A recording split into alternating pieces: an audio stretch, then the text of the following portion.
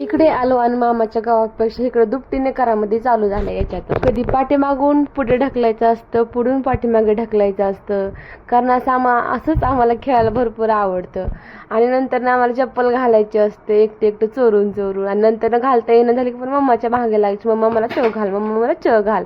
आणि ह्याला बऱ्यापैकी आता बोलता देखील येतं बरं का. आता सकाळी स्वयंपाक वगैरे कामं करून सगळं सकाळची उरकून निघालो आम्ही बार्शीला, का तर आम्हाला सगळा किराणा बाजार आणायचा होता.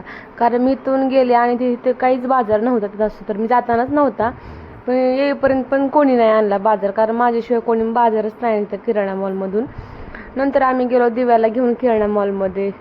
हिनं काय आमचं भागवडं शूट वगैरे करत होती, काय प्रॉब्लेम नव्हता तिथं व्हिडिओचा वगैरे.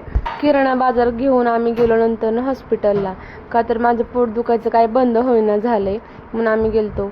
नंतर आम्ही गेलो घरी. चला भेटूया पुढच्या ब्लॉगमध्ये, पण तुम्ही लाईक आणि सबस्क्राईब करायला विसरू नका. Bye bye.